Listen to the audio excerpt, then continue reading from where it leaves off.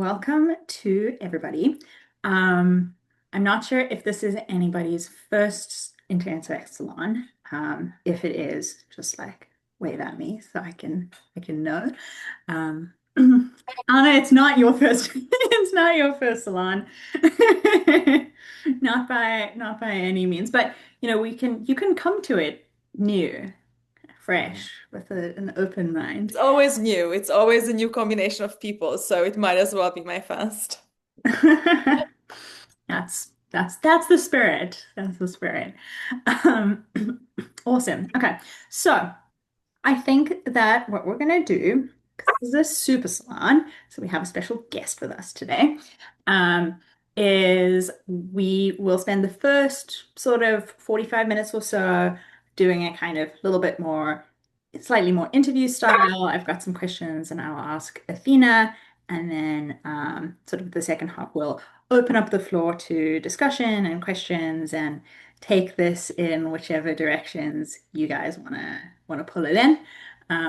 It's definitely a versatile topic, and so I'm really, really curious to see how everyone here kind of applies it to their own experiences and own perspectives on, how to actually apply these ideas to the real world. And with that, I am going to ask Athena Aktipis to introduce herself to the group. Well, thank you so much. And thank you to all of you for coming to have a chat about cooperation and how we apply principles of cooperation to the real world.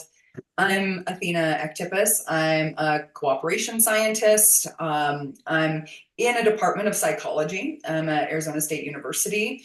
And there I do work on everything from how cells in our body cooperate to make us functional, how a breakdown of cellular cooperation leads to vulnerability to cancer, to looking at multi-species microorganism communities in kombucha and how cooperation actually underlies what happens in biofilms and in fermented foods like kombucha.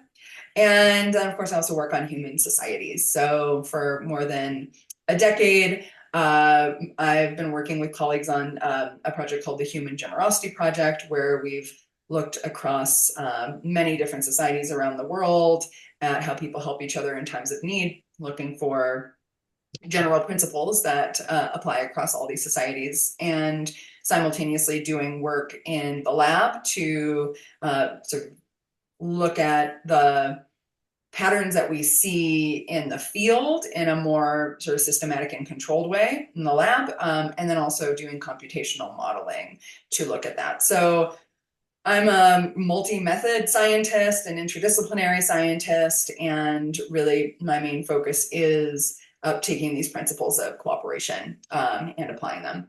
I'll also say that, the other side of cooperation is, of course, conflict, competition, exploitation, manipulation. All of these things are really part and parcel of understanding cooperation, because essentially as you start to scale cooperation up, you have more vulnerabilities to exploitation of that cooperation.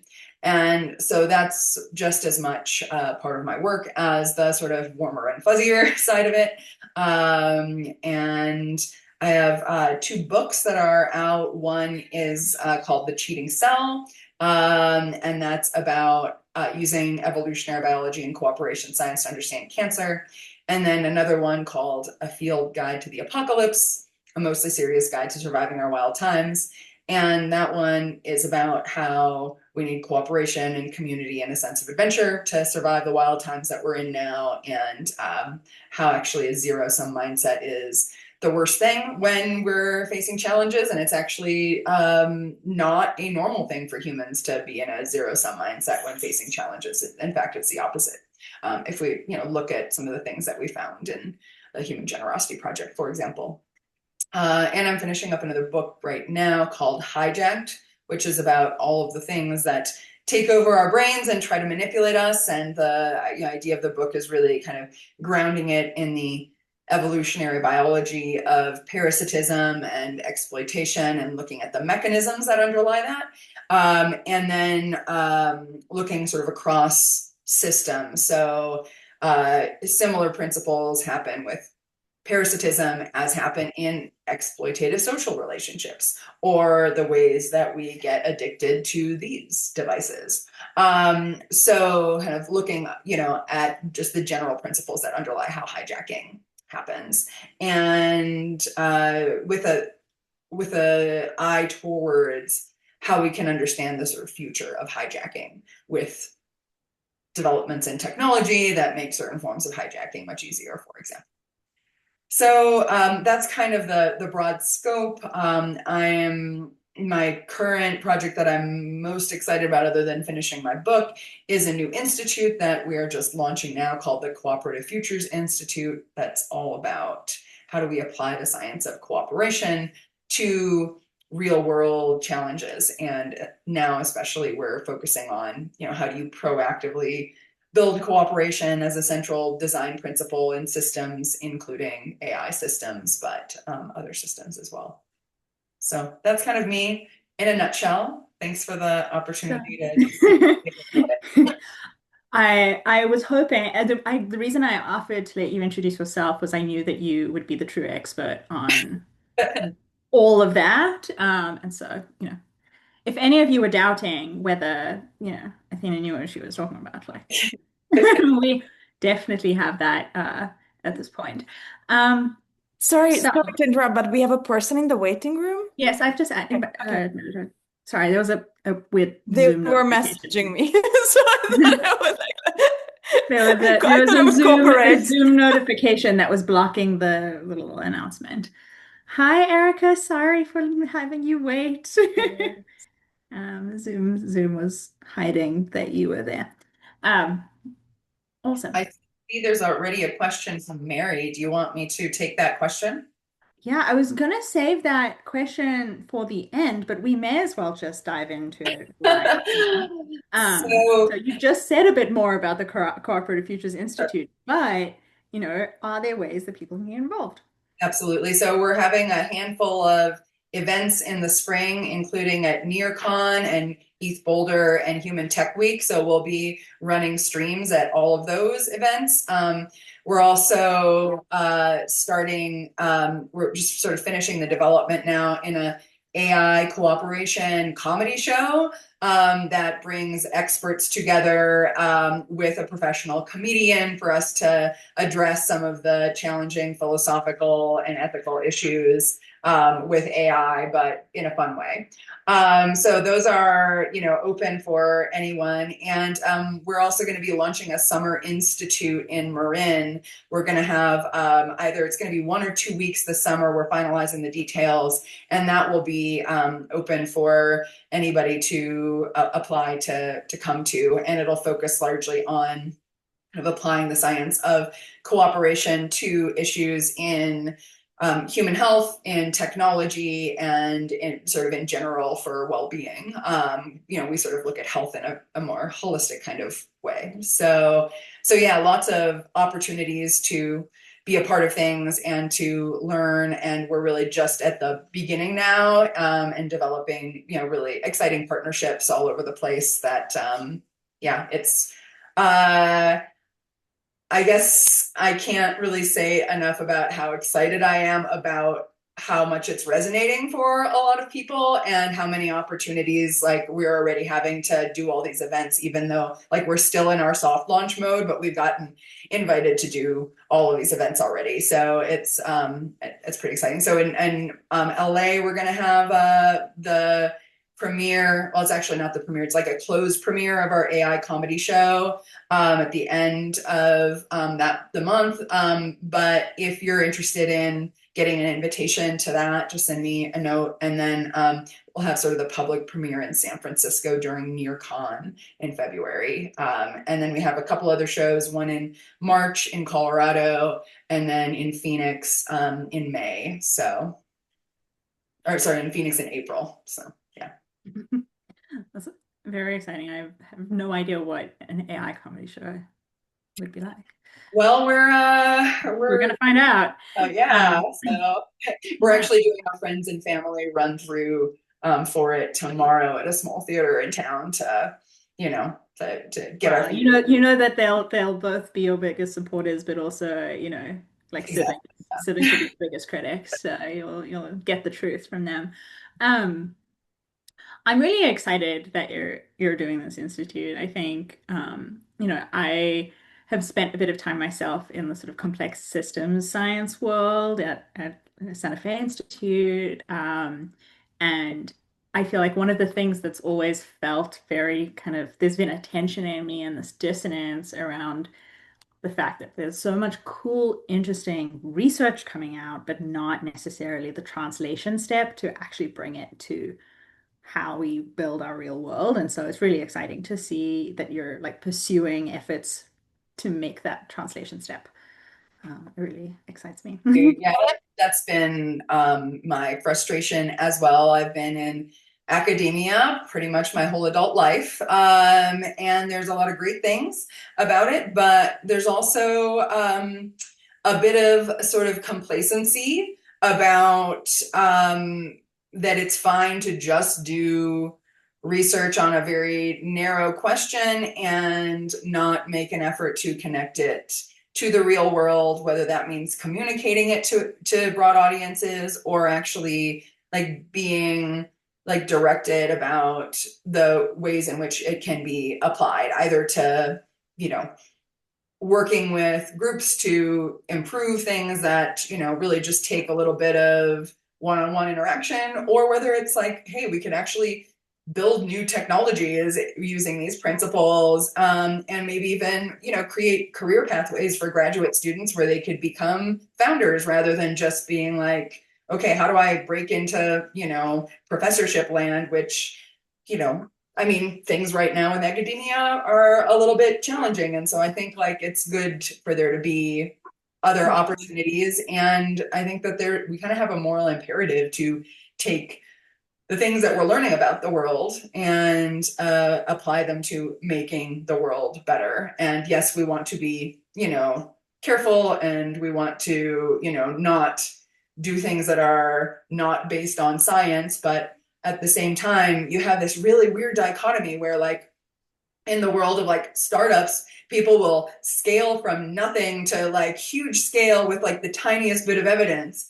And in academia, it's like you can't even start a small thing unless you have mounds and mounds of evidence. And so I think that there's, both sides can kind of learn from each other, but we do need better mechanisms for, really putting that impulse into the application side and getting that flow from academia into real world applications.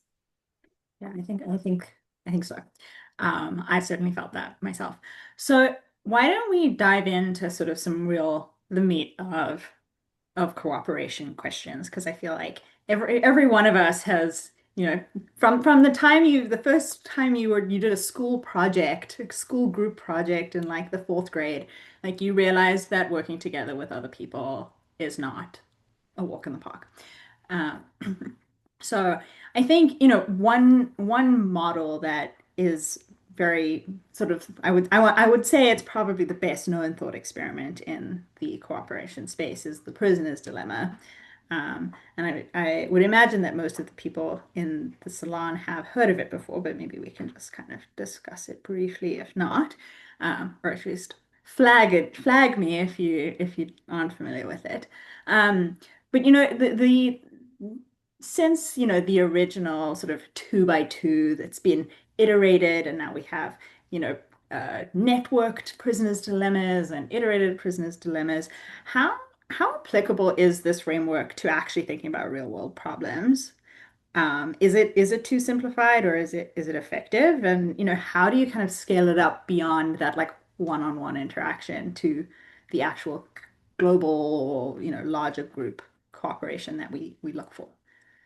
Yeah, that's a great question. And I mean, the fact is, so the prisoner's dilemma is the sort of prototypical two players social dilemma, which means that what's individually optimal is different from what's socially optimal. So as an individual, for me, I do better if I defect, no matter what you do. But we both do worse if we both defect.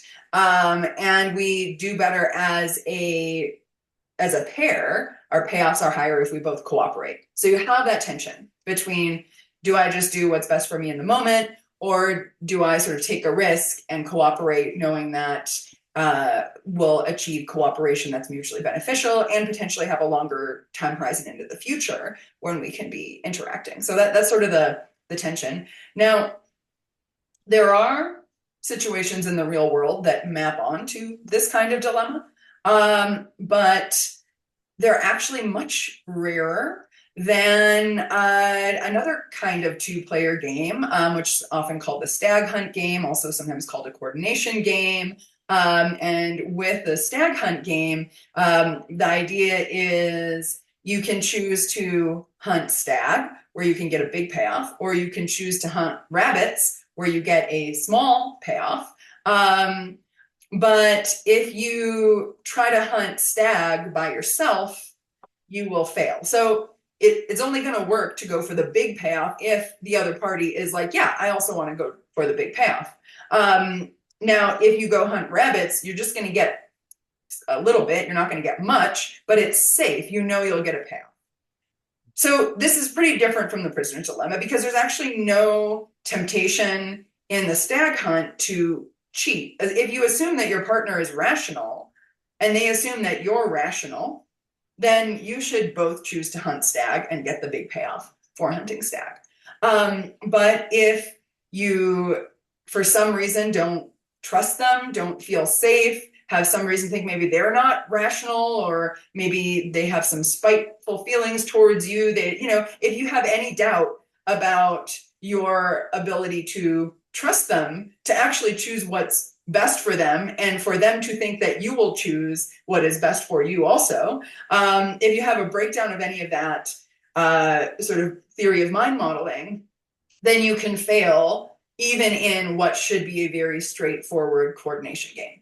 So, basically, when you have any situation where there's an outcome that's better that you can get, but you just have to be like, yes, let's both do this, right? You have to implicitly or explicitly know that. That is much more common. And my colleague Dan Bailey, he actually did these sort of like more modern diary kind of studies where he had people have to sort of make entries in their apps, or in an app that he developed to gather data about the kinds of social situations that people were in. So he gathered data through the course of people's daily lives, and then coded those based on what kind of cooperation scenario they were in. And the overwhelming majority were these sort of stag hunt type situations, coordination problems. So, basically 90% or more of the challenges that we have with working together, if we want to define cooperation as working together, are really about, a failure to cooperate, or a success in, a failure to communicate, or a success in communicating effectively and having sort of shared representations of the fact that we're going to, choose to coordinate and do the things that are actually mutually beneficial for all of us.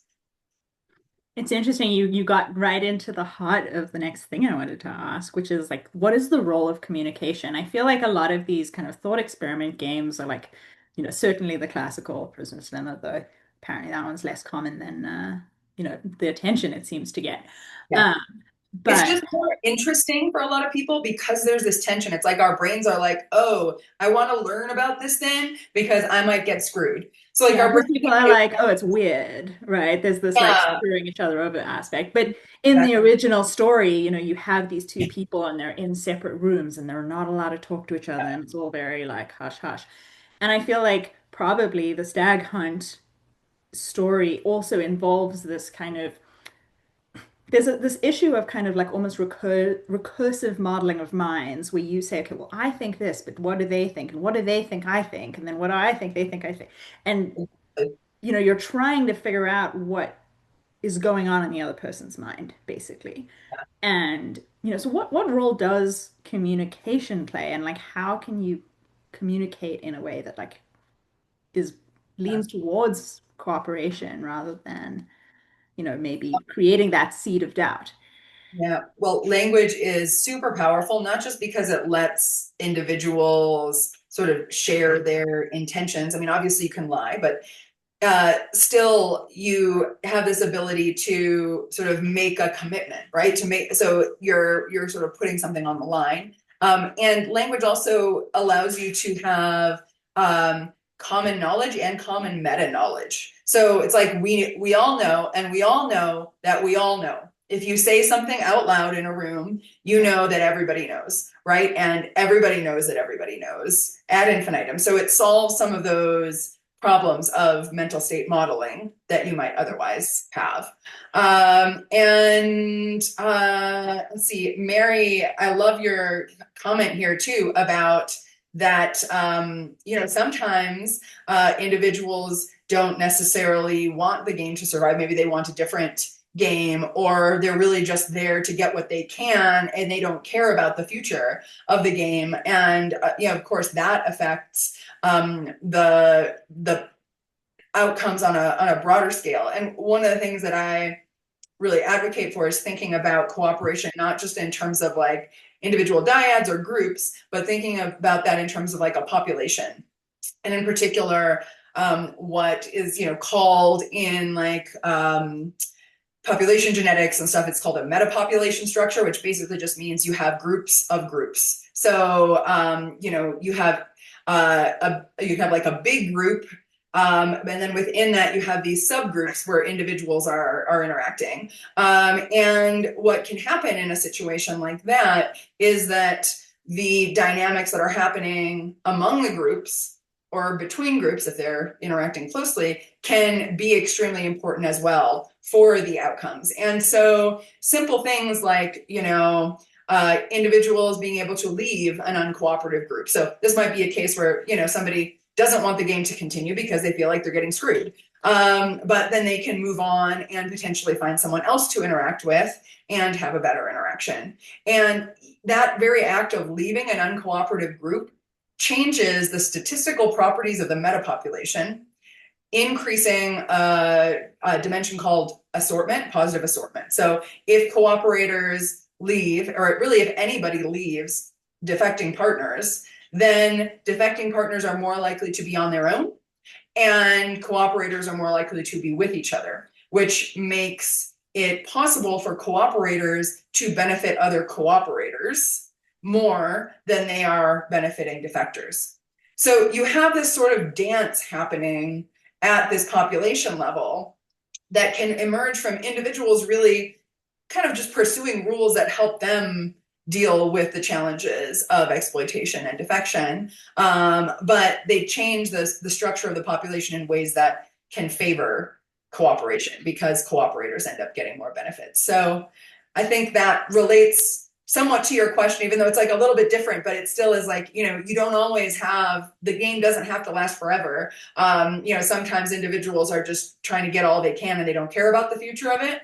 And other times people, or individuals are like, oh, well, this isn't the game I want to play, or you're not the person I want to play it with, so let me find another one. And that process and that autonomy, having some autonomy for leaving and joining is really important. Yeah. It's interesting to think about like the sort of opting in and opting out dynamics. Um, and the fact, what you speak about, the fact that it ends up changing the whole landscape overall is kind of fascinating, right? Um, because like how much, like I guess there's a question here about like the structure of societies and how we kind of organize our different groups. The in one of the readings that I included in preparation for the salon looked at like some experiments that showed that cooperation was more likely to sort of spread in networks where people had like a small number of close connections rather than, being sort of weakly tied to everybody like a, I don't know, an anonymous social media network or something like that. And so I'm curious, like if, the sort of very, you were saying that like this meta population like occurs over different scales and groups of groups and things like that. Is the way that like society is structured with like families or the way we kind of create these smaller bubbles and this group chat and this institution, like is that reflecting this aspect of cooperation?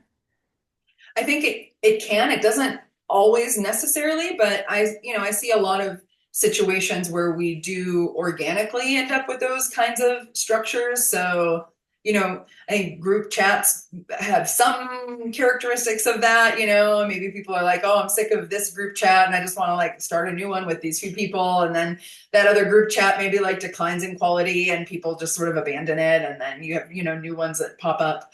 I see this in music jamming at festivals. So one of my favorite pastimes is playing bluegrass music, and you see this at the camping festivals where you have groups that are jamming, and sometimes you'll have a group that people start joining and it kind of like decreases in quality, and then people start leaving and then they start new ones and then people will join those. And that's actually quite interesting because if you walk by you can kind of hear the quality of the cooperation and coordination and how good the music is, and everybody kind of has a sense of like how good it's going, and people want to join the groups that are good, and sometimes people will just sort of sit around and listen, right, if they can't participate at the level of the people inside. So I think that's another interesting, model or situation. In science, I think we see that to a certain extent where, people will be like, oh, let's like collaborate on this project. And then, you finish the project or the sub project and maybe you do another one in that vein, or maybe you're just like, oh, actually, I'm just going to work on this other thing with this other person. Yeah. So, I think that happens a lot. Obviously, business is another place where you have that, but it's not like I think because the sort of function that people are trying to optimize in business is much more like, well, what return are we getting on investment, as opposed to like, what is the environment that we're all working in, and is this the environment that we want to be in? People are working for money often. In the beginning with startups, sometimes people are just like, I want to do this because this is fucking awesome, right? But at some point, the money piece comes in, and I think that can complicate things. It can make it harder for people to maybe leave if they would want to, because they feel like they're going to lose out on potential benefits. And I think, institutions and businesses often, and I mean, human groups in general, sometimes suffer from what I sort of think of this as like a human bias to just want to be in the biggest group possible because that feels safer. And it probably was safer for our ancestors, right? To just be like, in the biggest group. I don't know if you ever had this experience where you're like at a conference and there's like 2 or 3 people you want to like go have dinner with, and you're like, oh, let's go and have dinner. And then there's like 2 more people and you're like, oh, okay, yeah, sure, join. And then there's like 3 more people, and then there's 4 more people, and you're like, we're not going to get a table for 17 anywhere. Like, we really should be like smaller groups, going to dinner. But people do, have a feeling of safety often with being in larger groups, or just, don't want to feel excluded or don't want to exclude others. But I think that, very often it is wise to sort of have norms that, like, once groups get above a certain size, they should split. And it's not because anybody doesn't like anybody. It's not a like walking away because there's exploitation. It's just often more effective to have smaller groups. Of course, it's different if you're trying to run a huge business and you need to like have lots of division of labor and all of that. But still, I think that when it comes to the size of human groups that can work together effectively, like usually 3 is a good number, and you can get up to about 8 and still be sort of functional, especially if you have sort of subgroups. But once you get above that, it actually is very hard for everyone to understand what everyone is doing, to divide labor effectively, and you end up having the potential for just lots of like dysfunctional time and energy spent on people trying to, figure out who's doing what and not replicate each other's work, but then they are, and it's yeah, we're not that good at effectively working in groups that are larger than 3 or 4 without having like very specific structures, I think.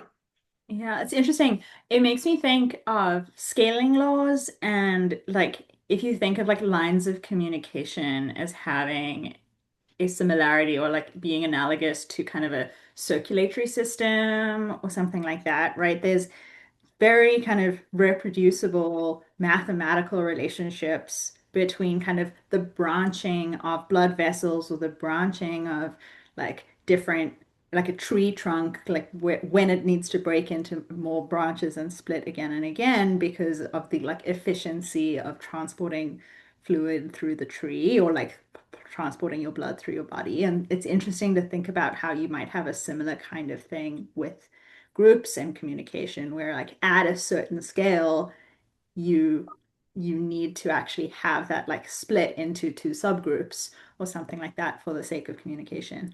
I don't know if that resonates, It but does, absolutely. I think, both for communication and for cooperation, if we, I like to define cooperation as working together because I think that's like a general enough way to define it. It doesn't get into the altruism debates and all of that. But effectively, working together involves both that communication piece, and it also involves like knowing that the others in your group are contributing, and I think just as important, feeling like you are contributing.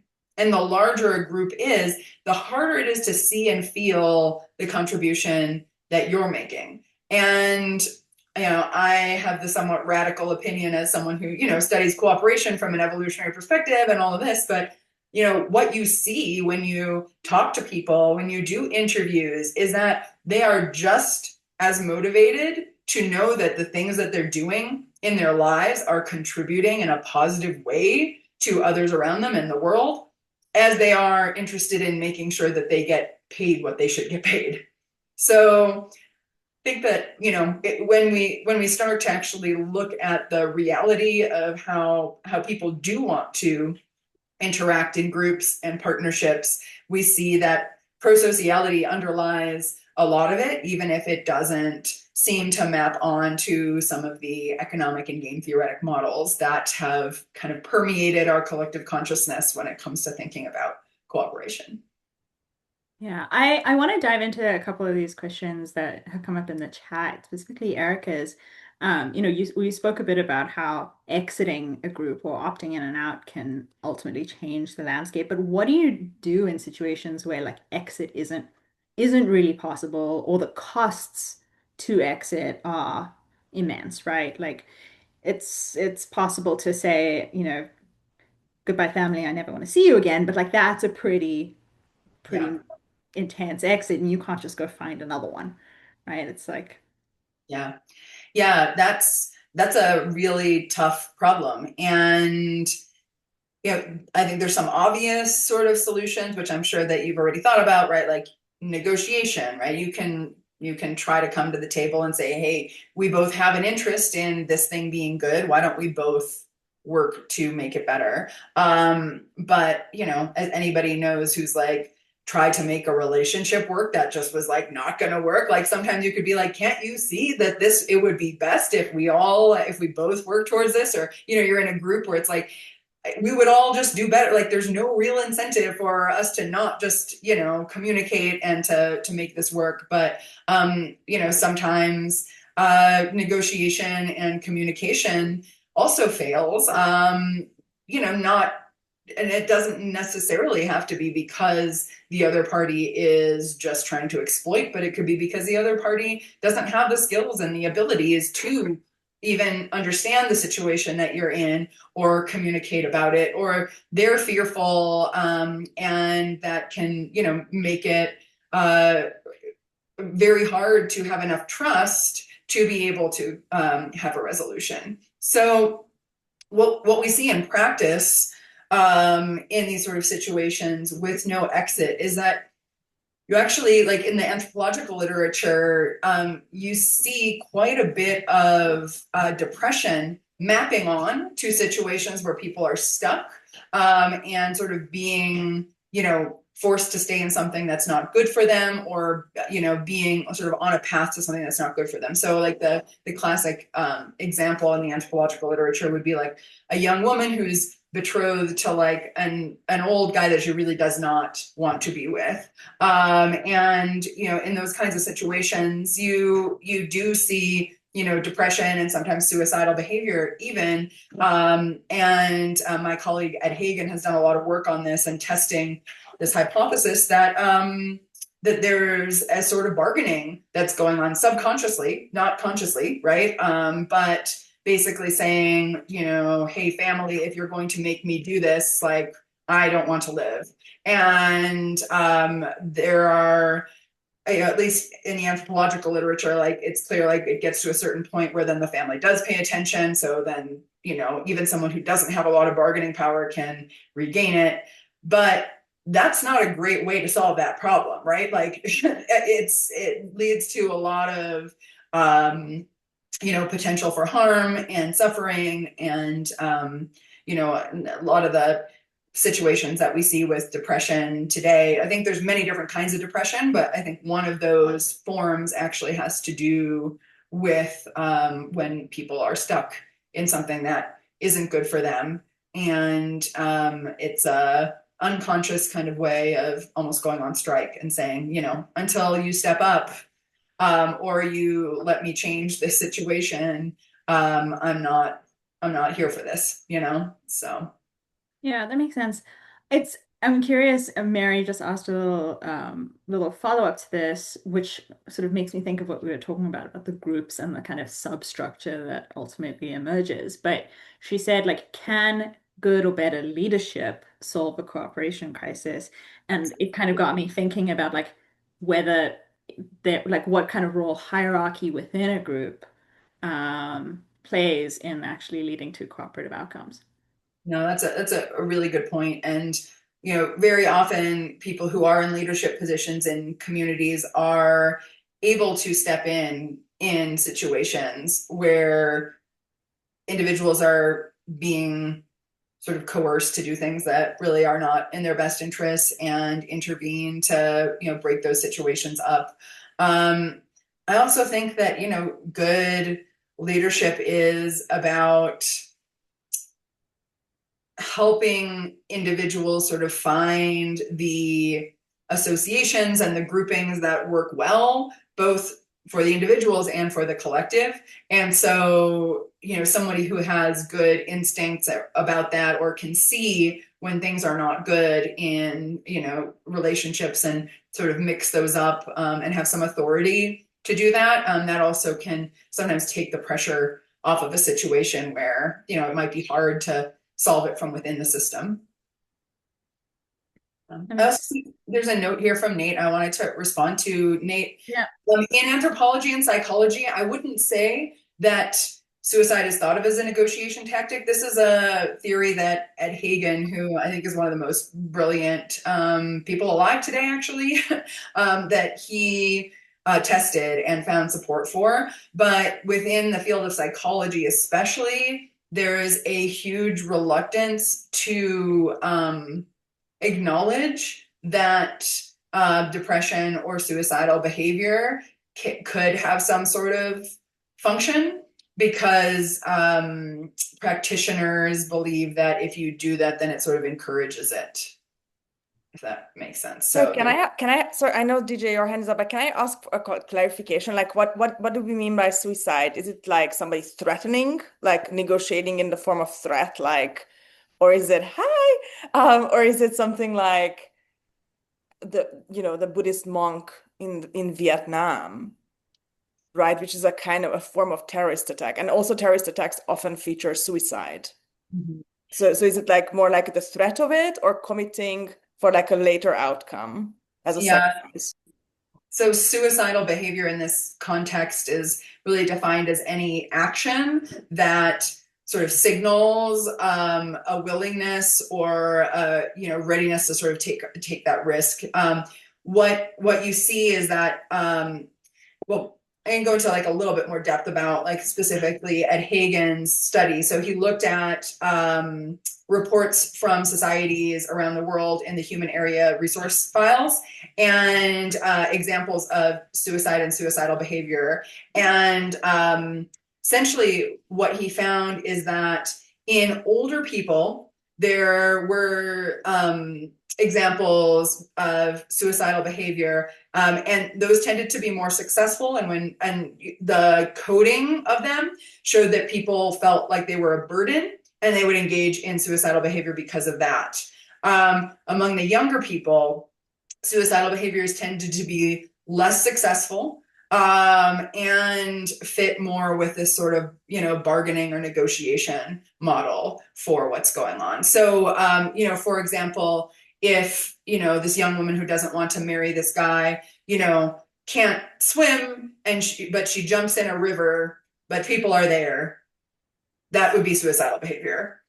So there's, there's sort of a spectrum there of effectiveness, and it seems to map onto these sort of two different evolutionary explanations for what might be going on with suicidal behavior. Sort of, one that has to do with like legitimately feeling like you're a burden on your kin, and another one that may have to do with this like being stuck, not being able to negotiate your way out of a situation that really isn't good for you, and raising those stakes even at your own peril. Thank you. Some scary stuff. I think that what we're seeing is a natural desire to open the conversation to the floor. So we'll start by going to DJ, and then everybody can start, jumping in with your questions. This is great. Thanks for doing this. I guess I just have a couple questions around research in this area. And one is, has there been any attempt to sort of find differences, like sex differences, like how, but whether like if it's a group of all women or a group of all men or a mixed group, does that change strategies? And then also just the role of status. Like when people talk about playing a different game, I think especially in politics, the game they're playing has nothing to do with actual like laws or executive orders or whatever. It's an attempt to raise or lower status, or make money, And so I just wonder like how those ideas like may factor into anything you've researched. Yeah, I haven't explored the, issues of sex differences that much. My memory from when I was a little bit, more engaged in the like much broader literature on it, I think there's sort of a weak association of, females being slightly more cooperative than males just out the gate. But to me, the most interesting factor that I remember hearing about and looking at the paper about was that people who have economics training are significantly less cooperative than people who don't.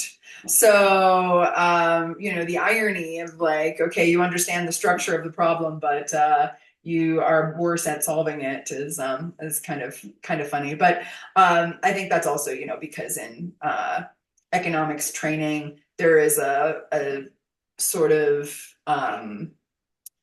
maybe a little bit of, indoctrination that you should like that being self-interested is the natural state, and that if you do anything other than that you're a sucker. But we know that humans can behave selfishly or they can behave cooperatively, and it very much depends on the situation. And when you have situations where there's the potential for mutual benefit, that the natural thing tends to be for people to cooperate. And also when the stakes are high, people tend to cooperate, but only if they sort of have mutual understanding of their vulnerability in those situations. then, in times of war, disasters, etc., you see really high levels of cooperation. Now, in terms of your question about politics, I think you're absolutely right that sometimes cooperation isn't about cooperation, right? It's like it's about signaling, that you won't cooperate, because if you do cooperate, then somehow that's indicating that you're soft and that you therefore shouldn't be in charge, right? And I mean, I don't really know what to say about that other than it's a really toxic pattern for leaders to have, because I mean, it's basically like a prisoner's dilemma game that is going on all the time, right? It's like, if you can cooperate and, across party lines, for example, to solve problems that you both care about and focus on, how do we solve the problems that we both care about, everybody benefits. Or you can, sort of choose to defect and just like, take a stand on things where there is disagreement and there's unlikely to be an ability to move forward together, but get more support from the communities that you're wanting to have behind you, but at what cost for our ability to function collectively. So I think you're absolutely right, and it's unfortunate that we have a political structure that does seem to cultivate that, even if it's not on purpose. I wanted to say on the sex differences aspect and women potentially being naturally more cooperative. One of my questions that I didn't get a chance to get to, but I think kind of applies here, is I think in some ways like women have this kind of like social norm of cooperation being sort of, you got to be a girl's girl, you got to be, nice to other women, but at the same time, very often pros at kind of the untraceable back channel rumor gossip train where you can ruin someone else's life through these kinds of like invisible behaviors that they might not even realize that what you've taken from them, and certainly couldn't trace back to you, in a way that I think sometimes maybe what's going on underneath that kind of like, oh, we all get along cooperation mask is a little sneaky. Yeah, you're absolutely right. I mean, the sort of indirect aggression is a huge part of, how humans interact. It's more common in women than in men, but there are men who do it as well.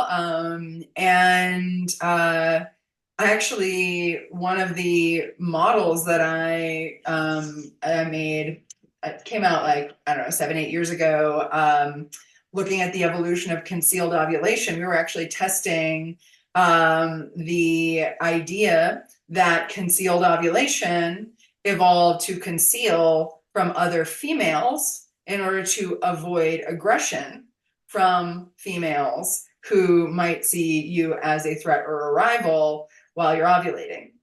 Because the current, or, I don't know, like the previous theory, right, for concealed ovulation is like, well, women conceal ovulation to keep the men around all the time. And that actually doesn't hold up if you think about it from an analytical perspective, because anybody that can signal ovulation at a higher level is going to outwin those that are concealing ovulation, right? So anyway, I programmed this model to test that hypothesis, allowing females to aggress against females that were, having any signs of ovulation, and, altered the different parameters to see how sensitive it was to, the costs of aggression and all that. And also programmed the, traditional sort of hypothesis, and was like, yeah, the traditional hypothesis doesn't actually hold up, but this concealed ovulation, to conceal it from females does. So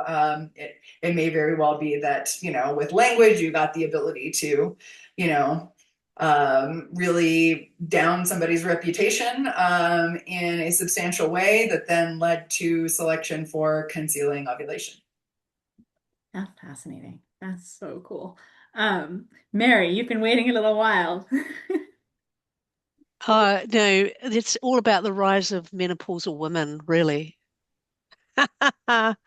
Um, I have a different question, Athena. I'm interested in cooperation and systems, and particularly that everybody needs to have their interests aligned in order for the system to work, and that climate change could be seen as cooperation failure.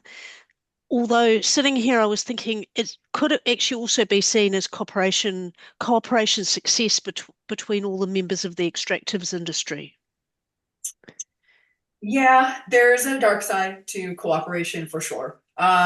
Cooperation, can be used in order to benefit any entity, and you put the borders around that entity, right? And you can be like, okay, this is the entity that's benefiting from the cooperation. In the case of organized crime, you have a lot of cooperation, Yep. but it is at the expense of the larger system. Cancer cells also will evolve to cooperate with each other. They'll evolve to divide labor, to share resources, to protect each other from the immune system. But that is obviously not good for us. And you can have the very same principles that can allow for positive cooperation getting used towards ends that are exploitative, and that's that kills the kumbaya, but it should kill the kumbaya, because it's like, we have to understand how cooperation works, because sometimes you actually do want to interfere with it. Like another example is like microbial biofilms. Those are made up of those are cooperative byproducts that have Yes. been created in order to increase the survival of all of those microbes. But they, can be really severe problems, for example, with like medical device implants, if they have biofilms growing on them, that can, cause infection. And, in general, like biofilms are one of the ways that you sort of can have infection problems even without medical device implants. Bacteria also do something called quorum sensing, which is like, they're like, oh, they'll sort of like be like, oh, we're cooperating with your body. And then there's like enough of them around and they sense it. And then they switch into a virulence program that allows them to collectively extract resources from you when they're large enough that your immune system can't deal with them effectively. But they sort of, go under the radar until then. So lots of examples where cooperation can be a bad thing for us. And that is just as important to understand so that we can, improve human health and deal with, some of the challenges that we're facing on a more global level. Sometimes you actually want to break that cooperation up. Yes. Thank you. The point you make about the quorum sensing with the bacteria makes me think of like the stag hunt example that we spoke about at the very beginning, where you're like sitting there, you're like, should we hunt stags? Should we hunt rabbits? I don't know. And then like, but there's a point where you're like, okay, we're gonna do it. We're gonna hunt the stag, right? That's funny. And I feel like that those kinds of problems kind of need that moment, that like phase transition almost from the deciding to like, oh wait, we realize we're cooperating, let's go do the big thing. Um, like do you see good examples of where like we have kind of a formalized phase the space transition, or is it something that like kind of is not really like effectively managed? That's a great question. There's certainly been a bunch of papers where people will like map the different games, and then they'll, do evolutionary models, and they'll show like, okay, here you see a phase transition, between cooperate and defect. And, but that's pretty different from like, what happens in bacterial biofilms or in cancer, or even like in human groups when like humans realize, oh, if we make a coalition, we could beat those other guys. And, like that's like those dynamics I don't think have been studied at the level that they should, with those sort of, phase dynamic or those phase transition models. It's But interesting. It makes me think of like, say, like the January 6th mhm. like rioters, right? Who like spent hours outside chanting and shouting, and then suddenly there was one moment where they were like, "Oh wait, we can like climb inside," right? Like I feel Yeah, like you see these kinds of changes of behavior happen in yeah. things like that. Yeah, it's really interesting this is coming up because my new graduate student, Scout Mastic, this is kind of what she's studying in her dissertation is like, when do you go from this sort of individual mode to a sort of group mode? And, how do embodied physical things that are happening, like you mentioned, the chanting, right? Or with like bacterial biofilms, it's they're producing these factors that are getting sensed, right?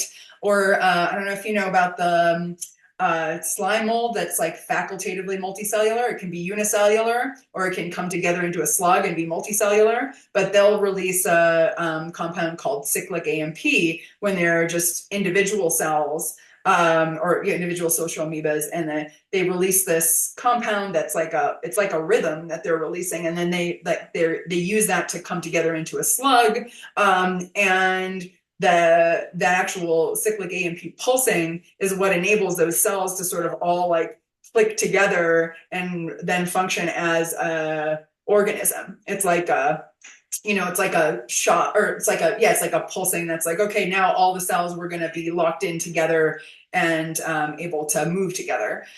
So you see these things happening in humans, in these facultatively multicellular organisms, and there's something really important about the physicality of it that is often lost if you're just making a computational model, unless you're making a spatial model that has like complexities in the environment and all of that. So I think it's a really important thing to look at. I often will talk about it as this like it's like being, at the reception at a wedding, and you've like everybody's eaten, and now like the DJ is playing, and people are like just kind of like sitting there, and like somebody has to like be the first one to get up, or a few people get up and start dancing, and then it's like, oh, once that is happening, then everybody, will get on the dance floor.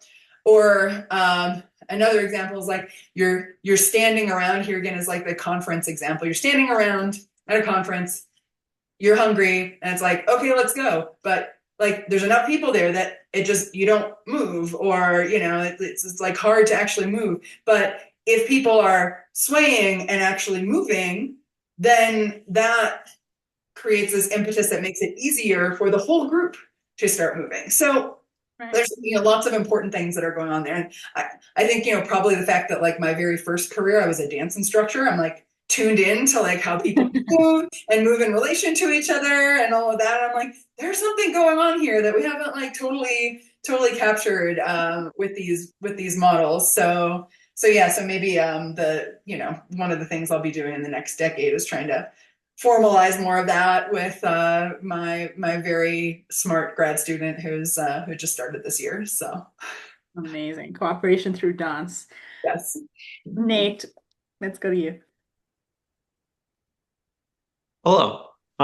So on the topic of cooperation, I feel like a very important element of this is trust, which is a thing that you hear a lot about. And so like to give you I'm wondering what your research or whatever knowledge is about that, and to give you a specific question, like is how much is trust fractal? So how much is a person's like trust of big nebulous things like society or the media or like these kind of vibes based bigger picture stuff is based on how trustworthy like the two or three people that are closest to them are. And like if you took a person from a very trustworthy like friend group BFFs, like, and then put them into a less trustworthy, does that change their impact on how they see bigger picture things? So yeah. Yeah, there's a huge amount of individual differences on this. So, some people have very high generalized trust, and also more interpersonal trust. And then, there are people who have high interpersonal trust, but not generalized, or vice versa. And, sometimes it's sort of surprising to see, like, we've done some research where, we ask people like, well, how willing would you be to, do this thing that would help all of humanity versus this thing that would, help your neighborhood or the people who are close to you. And there's situations where people will, say they'll help all of humanity above the people who are closer to them. And so honestly, I'm not sure exactly what is going on with that, but it's kind of all over the place. There's also, huge differences among societies in generalized trust. So in the West, there's like a high amount of generalized trust that allows us to do market transactions without worrying that we're going to get screwed over.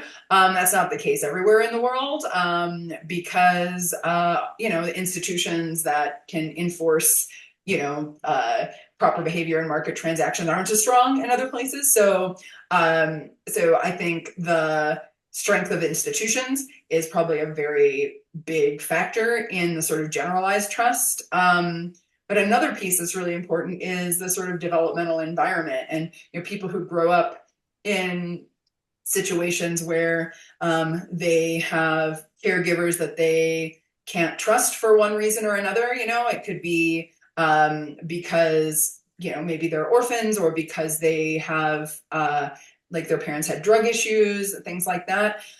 Not for everyone, but for a subset of people who have those exposures, that can make it very difficult for them to trust later. But there's actually individual differences in the sensitivity to early environments in this way. So my colleague Bruce Ellis, who's worked on this a lot, he calls the two kinds of individuals like orchids and dandelions. And like the dandelions, it's like they'll be fine kind of no matter what. The orchids, they can do great if they're in a great environment, but if they're in a bad environment, it affects them a lot more. So so there's, it's such a complicated landscape in terms of the many influences that are there, but trust is, it is the thing that is at the heart of cooperation when there is a dilemma, right? When there's a social. So, yeah. Does that feel at all blackpilling, like for like trust to be so dependent on like an early childhood care environment or something? Or how do you think about that as a cooperation researcher? Yeah. So it can be, but not for everyone, right? So for some people, it's really dependent on early environment, but that also can be like people can work through those things when they're in a better environment, and it's it's not like it's fixed. It just does create more suspicion, and you even see differences in how people will process ambiguous faces, that they see anger in faces more readily, even when they're, ambiguous, if they've had more challenging experiences. So you can think of it as a, on one level, it's like, it makes sense if you have had these sort of situations to be a little bit more wary, because you might, maybe you were taken advantage of, maybe, you weren't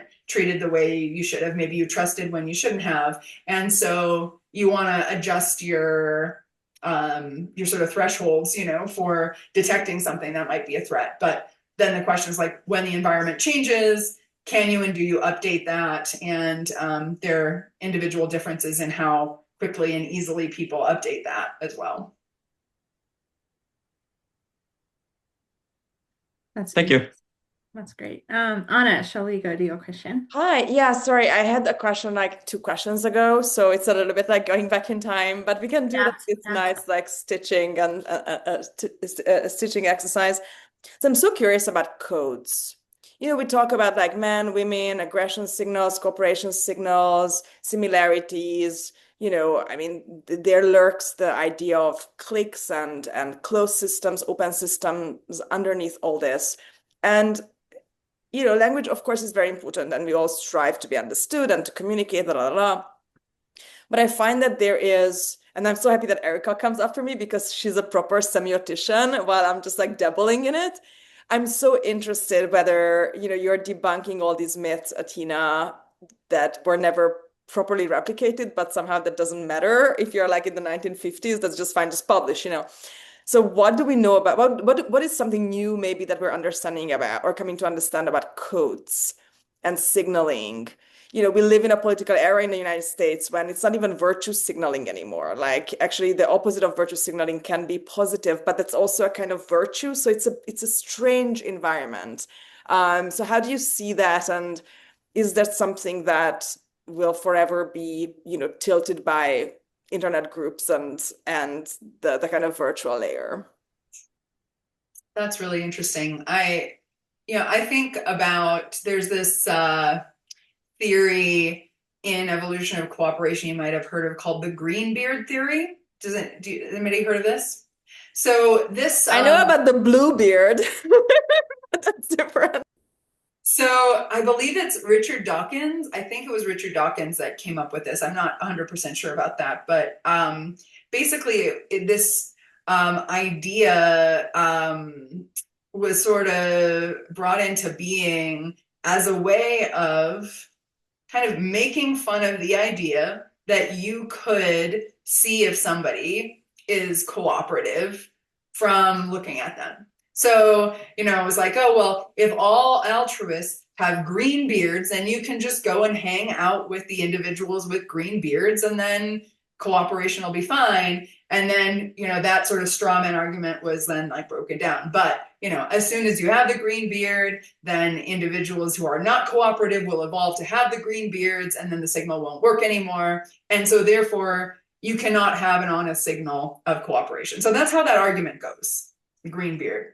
You see that in tech, right, where men are basically like altruistic about or toward men who look exactly like them, right? So it's like almost like a kind of it's not even it's more like a how is it, like a hermaphroditic self-replication. Yeah. So but if we actually look at how cooperation works in practice, there are a lot of things that are like green beards. They're just not green beards, but you can see if somebody is behaving in a way that is pro-social from looking at their behavior, from interacting with their friends. In fact, there's, even like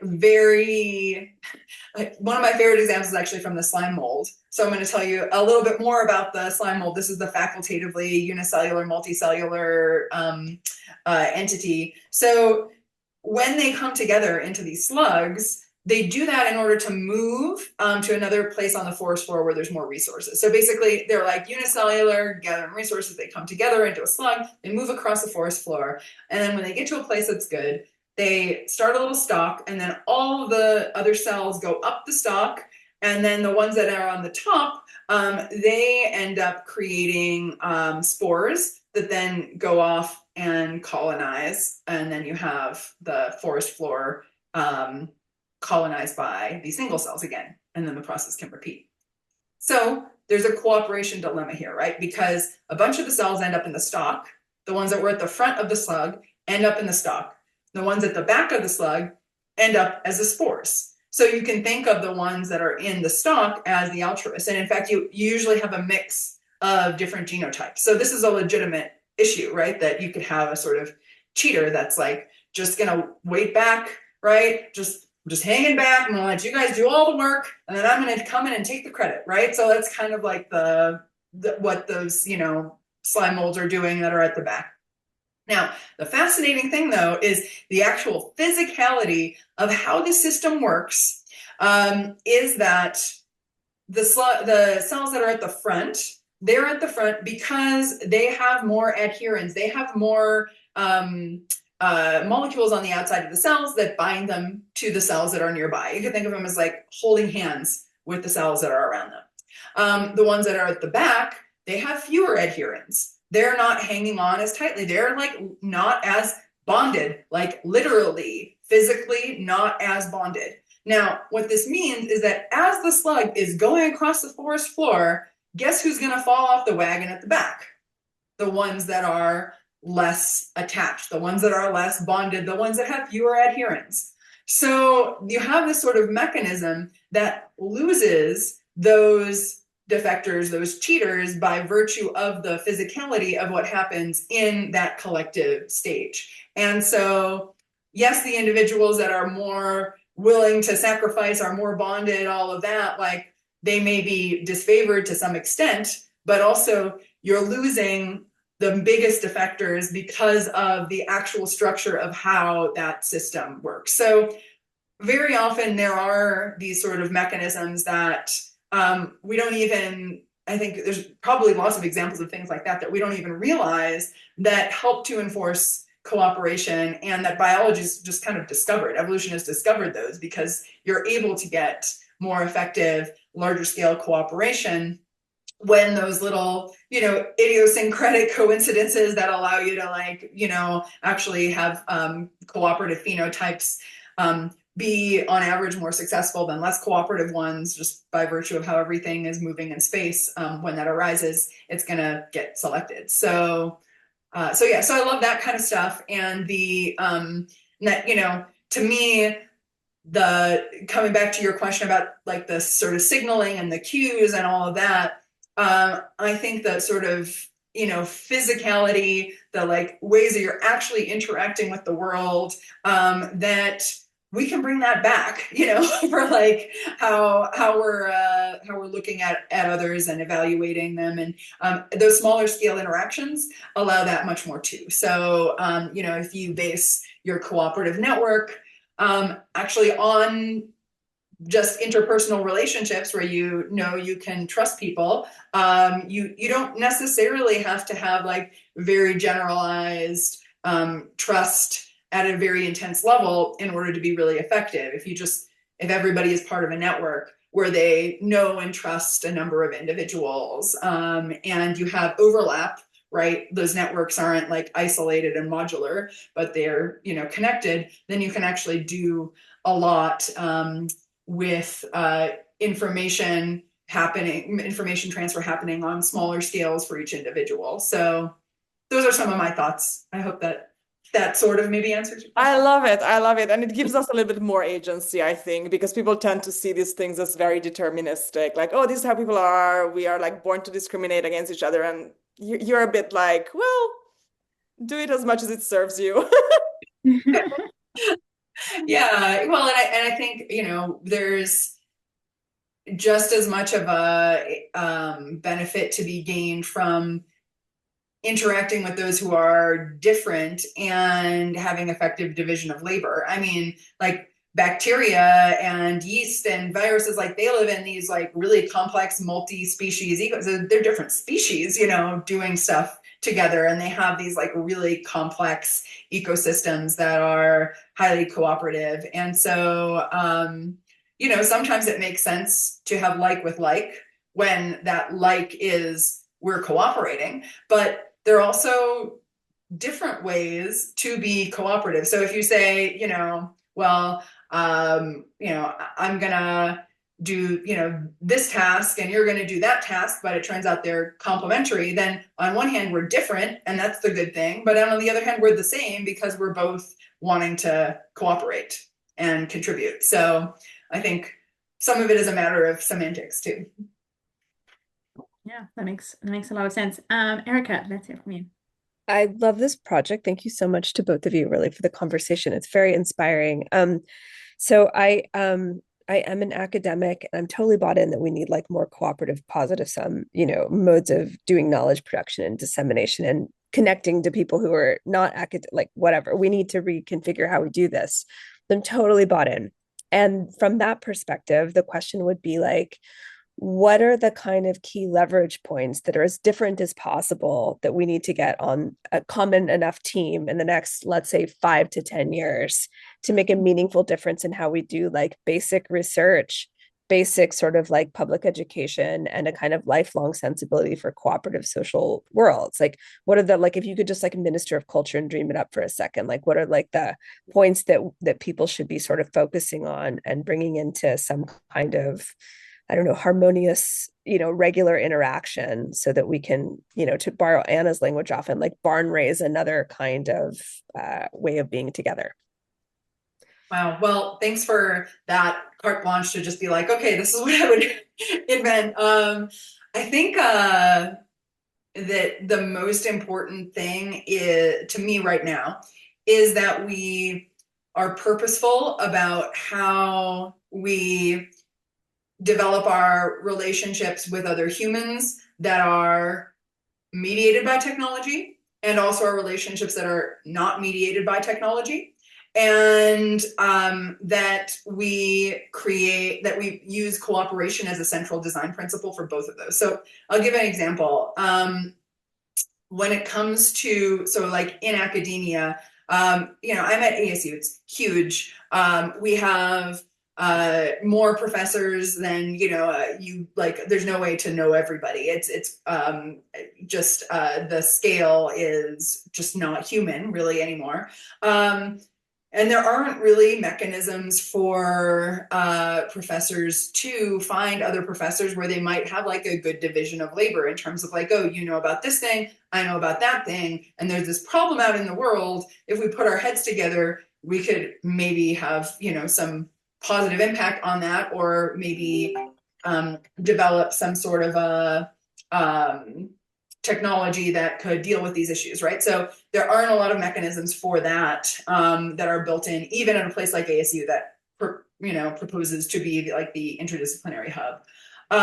So I think something that's really essential is creating spaces within academia where you can have an environment where people are able to sort of very quickly and in a parallel fashion share a lot of information without actually using digital technology. I think you can use other kinds of technologies. I actually use Post-it notes a lot. So I'll have like people generate a lot of ideas and then go around and look at the ideas that everybody else has generated, because then you have this sort of parallel, you're like using everybody's compute in a much more efficient way, right? So you have 2 hours with people, you generate ideas in this kind of way, you have people go around and pick other people's ideas, and then you also have conversations that can start as people are moving around, and then you sort of, build these capacities that are grounded in the way that we naturally behave as humans, but sort of facilitated by this like, okay, let's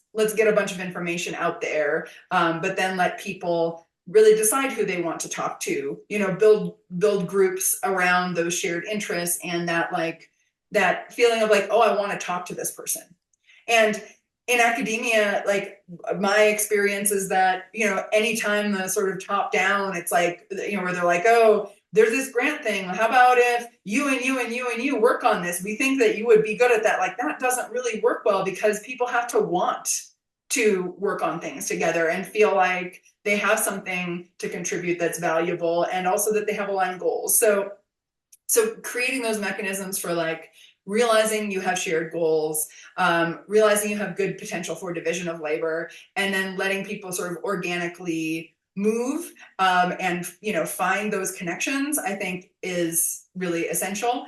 And then as we build technologies and interfaces with humans and technology for solving problems, then building cooperation as the central design principle, I think, is essential. I'd be happy to talk about that more, but I could talk about that for so long. But I think obviously with AI, that's huge. LLMs are not built around cooperation as a central design principle. There aren't any AIs right now that are built with that as a central design principle. With Cooperative Futures Institute, that's one of the things that we're trying to do, is like, how do you actually, build cooperation at the center, build this sort of like cooperation core that can then actually inform lots of different LLMs that could then actually help us achieve more cooperation and coordination with each other, help us solve problems better. But I think that has to be done like very intentionally and deliberately, because that is not the direction that things will go without our intervention in saying this is actually the way that we want to interact with each other in the knowledge economy, this new knowledge economy, and the way that we want to interact with technology, because technology has the potential to solve so many coordination problems. Like that's what it, like if you sort of think about it, it is this communication layer that can go over like, all of humanity if we set it up right. But it's just not being used that way right now.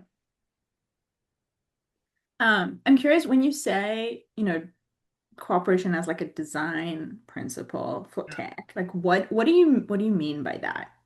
Like how, I don't know, like I Yeah. guess this is a problem you're working on with through the institutes. Maybe you don't have an answer to this, but like how should it look different than how it looks right now?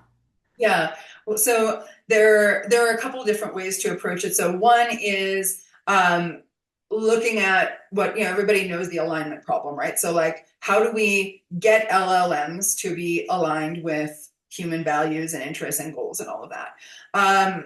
I like to challenge that framing actually, because I think rather than approaching it from the perspective of, well, we have these LLMs, how do we put the guardrails on them? How do we, change them in order to make them behave in a way that we want? I think we actually need to examine the first principles of how we actually want to build their computational architectures, because right now they're just being built with these reinforcement models that do not actually have first principles inside them. Now, you could instead say, well, we're going to build AI that has logical and ethical rules at the heart of it that we, can agree on broadly, like when there's an opportunity for a win-win, that should be something that the LLM brings forward, right? I mean, that's an easy thing to agree on, right? So you can, you can have different sort of levels of,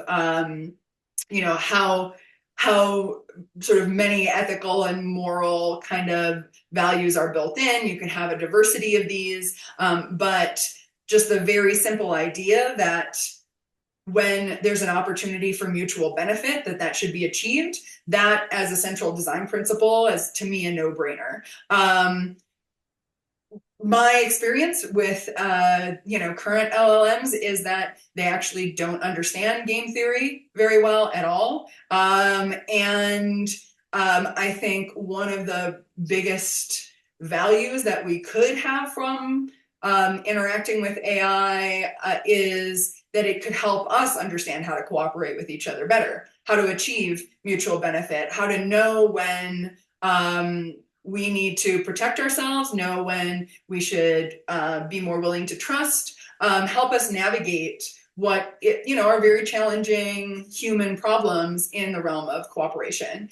And I think if we build LLMs that actually have this core that understand how cooperation works, that will help everyone understand cooperation better. And I think there are a lot of people who will actually be very interested in, increasing the amount of cooperation in their lives, because it's, you're just unlocking value, right, for everyone.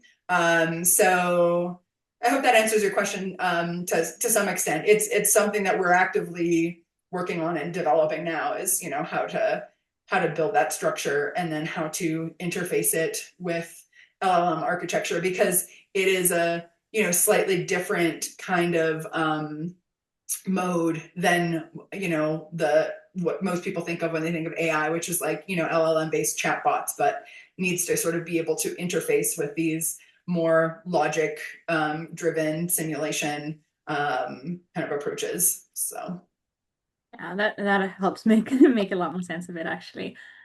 Sophia, why don't we hear from you? Yeah, sure. Thank you so much, Athena and Taylor, for putting this together. This is really exciting, and I would love to hear more about cooperation as a central design principle and what that looks like. Yeah, I guess I feel like I'm kind of on one hand, I feel like I'm asking two questions at once. So feel free to ask the one that's most exciting to you. But I so I study psychology, which I know is very broad. So maybe to be more specific, I'm a personality psychologist, and something that we learn all the time is that intrinsic motivation is more powerful than extrinsic motivation, and it's better in terms of actually achieving your goals. It's better for longevity, et cetera, et cetera. But for me, it seems like the more people that you are involving in a cooperative venture, the more you might need a sort of external authority figure or group that is sort of checking the balances, like making sure that nobody's actually defecting, that like everyone's following the rules.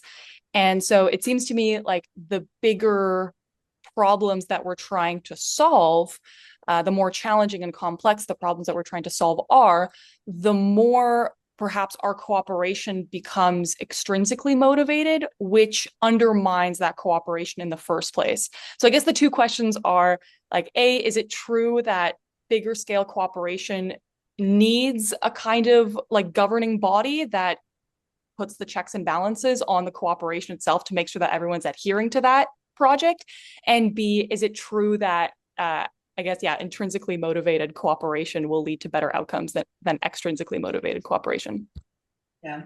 Well, so second question first. I think you're absolutely right. Yeah. If you are intrinsically motivated to cooperate, you want a thing to happen, you're going to be much more productive and effective. I mean, this is something like, just speaking off the cuff, like if you look at the, startup world compared to, how people operate in companies where it's like, oh, you're coming here to get a salary, right? If people are like, oh, this is the thing I want to make, I'm excited about it, like the amount of productivity that can happen is just, orders of magnitude higher, honestly, like than if people are extrinsically motivated, for money or status. But sometimes, what counts as extrinsic motivation versus intrinsic is a little like murky, right? It's like, are you intrinsically motivated because you really like this and you want to cooperate, or is it because you feel like if you do this, you'll get status for it? Like,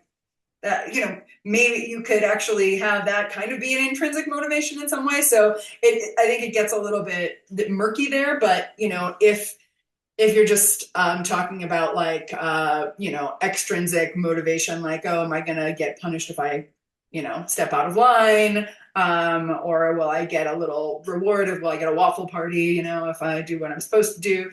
Like, I think that is, in general, not as powerful.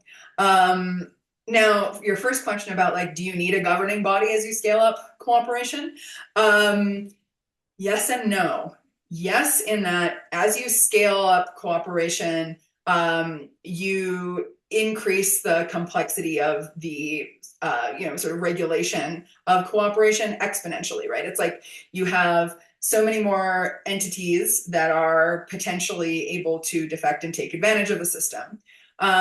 If you have aligned interests, you can scale up without there being really an incentive to defect.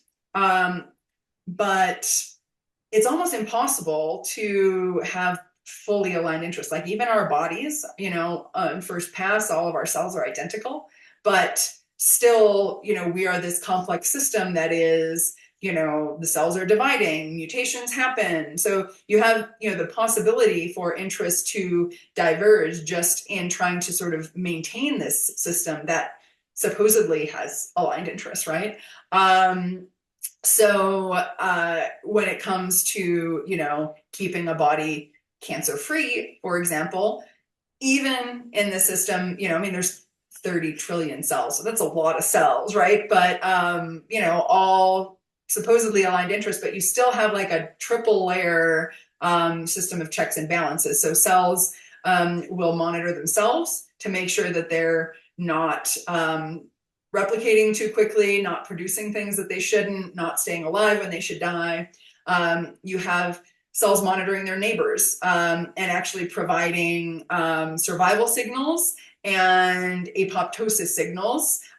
So basically, if you're a cell and you're, intrinsically like messed up, your neighbors will be like, you're dead, and then you're dead. And then if that system fails, you also have immune surveillance. So you have this sort of like third level. It's sort of like a policing system where it's like if there's a region in the body where things are happening that seem weird, then the immune cells will come over and kind of check it out, and they may shut things down if it seems like it's not good for the body. So so as you scale up, you have, the more interests are aligned, the less governing that you need to do. But if you're going to have a massively large entity that has to maintain itself while the pieces of it are changing and all of that, then you still do need, some sort of governance. But, if you have aligned interests, then you can have most of that governance actually be like,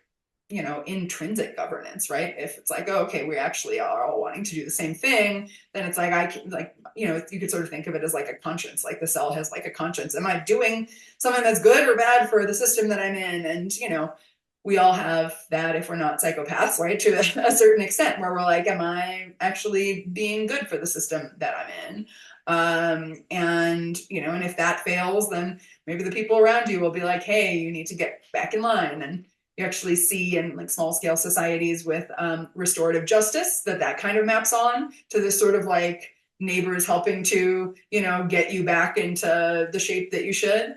And then, sometimes you do need a level above that if, those two systems can't sort of take care of the challenges. And, if you have something like a multicellular body too, like the stakes are just really high if, because cancer can down all, it can start with one cell and then down the, all 30 trillion cells and, create an evolutionary dead end. So when you have a lot that can be exploited and that can be lost, then there's more of a need to sort of build those systems. And, evolution has done that with all of multicellular life. We can see those multi-layer systems existing in all multicellular organisms. That's such an interesting way to think about it. I never thought of like the three kind of layers of kind of self and then like kind of neighbors and then higher level as kind of layers of checks and balances before. I know we're like coming close to the end of time. Before we wrap up, I just want to ask Alex, no pressure. You're the only person we haven't heard from. So if you have a question, you can ask it now. But otherwise, I can keep going. Up to you though, if you don't feel like asking a question. I have a question. I do too. But go Okay, ahead. Anna saved you. You're saved by Anna. No, DJ, go first. I will. I have plenty of chances to ask people questions. Don't worry. I'm good. But I always have more. It's not like, oh, well, I have asked all my questions. Actually, before we continue questions, Athena, are you cool if we run a little long? Yeah. Okay, amazing. Then we can just keep going. So just a quick question, and you can be as shallow or as deep as you want about it, but you just sort of mentioned at the beginning, you haven't discussed it at all, but it sounds like you're involved on some level with crypto. You mentioned ETH Denver, I think. Boulder. Yeah, Boulder, right. Yeah. I used to live, well, anyway, I'm involved in crypto too. It's deeply frustrating how little progress it's made. But I'm wondering if you've seen anything that makes you like keep coming back, that like the potential, that whatever you're working on, or maybe people who are working on it that like has real potential in this area.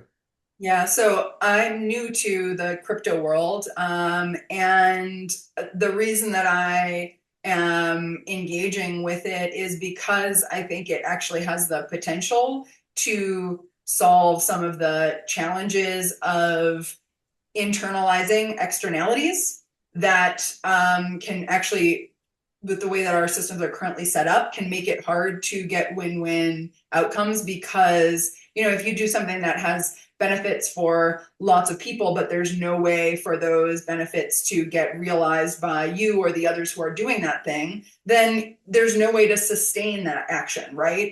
Because it's all of benefits just diffuse.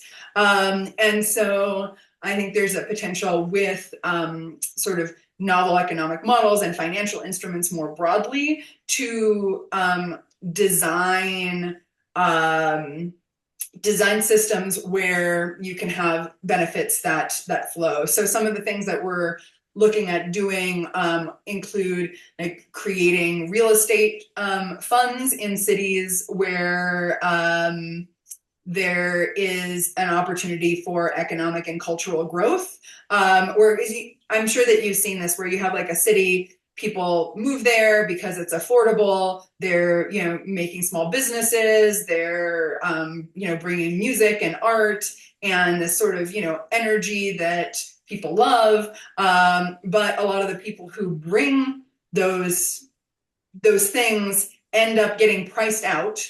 And then the place just becomes gentrified, and the people who actually added the value, some of them might have benefited, but a lot of them didn't, and in fact ended up ironically not being able to afford to continue living there because they helped to make it a place that people wanted to go. So one thing that we're looking at is creating real estate funds where you could tokenize some of that value and have it be given to artists, small business owners, et cetera, who are coming to those places. So that's one potential model. Then in this financial space as well, we're looking at, how can you leverage prediction markets also for doing better risk management and insurance. It's not exactly crypto, but I think there are potential ways that it could intersect with crypto. And, to me, I also just see that there's a lot of people who I think have been in crypto for a long time, but are now like, hey, how can we actually leverage this for the good things that it was supposed to be about initially? And some of the folks that go to ETH Boulder as opposed to ETH Denver, I think they're a community that is more like trying to solve those problems. And so we're creating a stream kind of around some of these questions and some of the solutions that we're trying to build. So yeah, it'd be cool if you were there.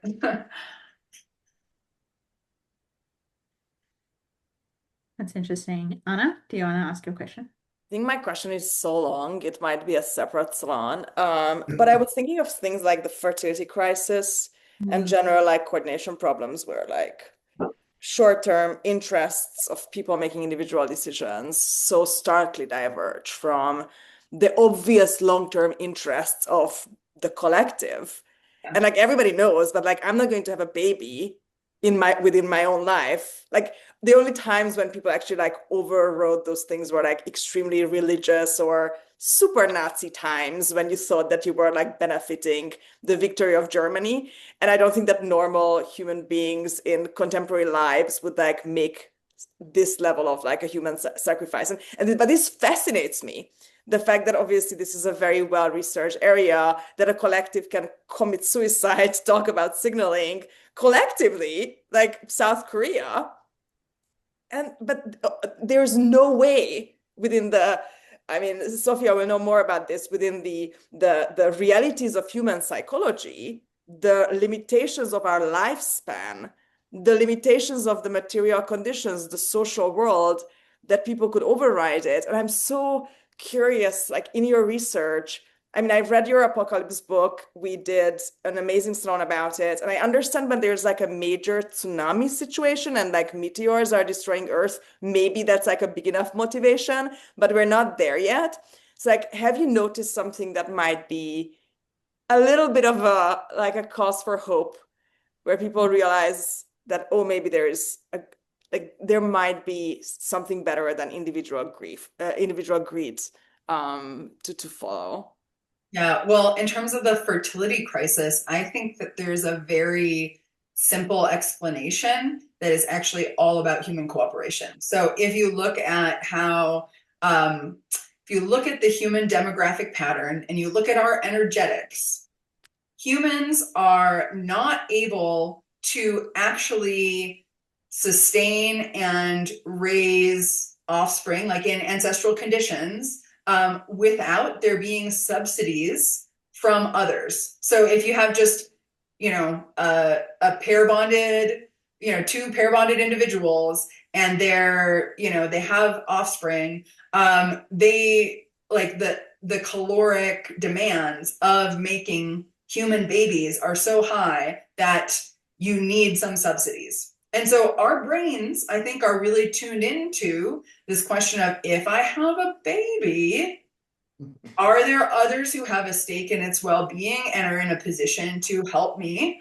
And if not, then it's, evolutionarily, it's not a good idea to do it because you're unlikely. Because it takes a village.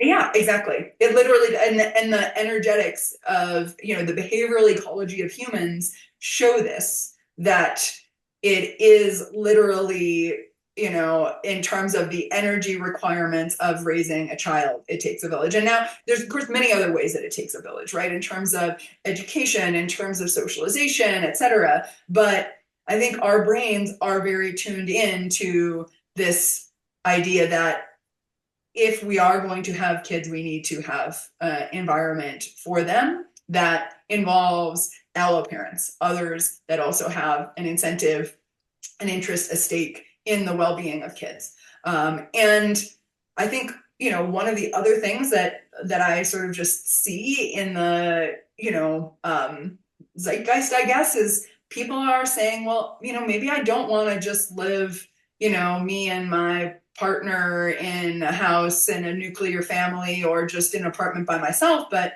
I'm seeing this interest in co-housing and in building neighborhoods where people are close to each other. I just saw this article, maybe some of you saw it, about like if you ask people how much they would pay to have their best friend live next door to them, that the average is like $100,000.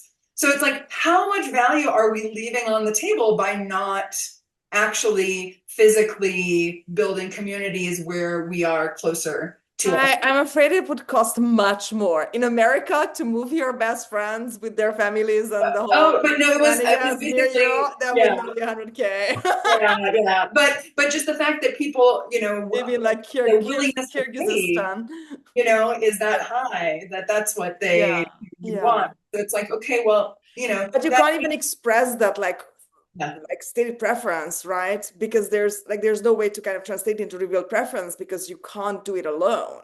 Like these are really collective action. Yeah, exactly. Yeah, you need to have systems that make that more viable. So, was there something in these apps? I love these apps that you work on. You must be having the time of your life. Like everything about more about people's real selves than a dentist. There are no secrets there. I love it. Like, is there something about these kind of collective action problems that you learned something like that was completely where you think that like Dunbar thinking or whatever Greenbeard theories would be completely wrong? You mean where these things won't apply? Is like that where we can cooperate? Because I feel like I remember this story where there is the Lord of the Flies. And that's a fiction book, right? But people took it for granted, like, oh, sure, William Golding pulled it out of his ass. And somehow that's how people, like, you put a bunch of kids on an island, they'll murder each other and then worship the head of a pig. Sure, right? Like normal stuff. And then the adults read it and were like, wow, kids are evil because this novel said so, right? Like logical. Yeah. And then they actually tried it because these kids were abandoned. I mean, the same with the Thai cave. Like, people turn immediately cooperative under duress, under this type of like non-competitive duress. And so I always think about these, I love this debunking myth situation. Yeah. Well, the situations when it is hardest to get cooperation are when people are skeptical about whether others will cooperate. And unfortunately, our stories like Lord of the Flies, right? Like those can shape people's expectations about like, well, what will happen in a challenging situation? Thankfully, even despite like all of the, interests and morbid curiosity we have in these, movies about things like falling apart when things get bad. When disasters happen, you still see people cooperating. And, yeah, 1 in 100 people maybe trying to, take advantage of a situation, right? I mean, you're always going to have that 1 or 2%, but just because you have that small percentage who would do that doesn't mean that you shouldn't in general be willing to sort of, trust and verify, or you trust a little bit and then you ratchet up, so you don't like necessarily jump in all the way all the time, but you trust to the extent that is justified by the situation. And and you also can cooperate and jump in with cooperation at the level that you feel comfortable with. And sometimes cooperation doesn't get paid back, and that's okay, right? Like a lot of times we just help because we see that somebody needs something and that we're in a position to help.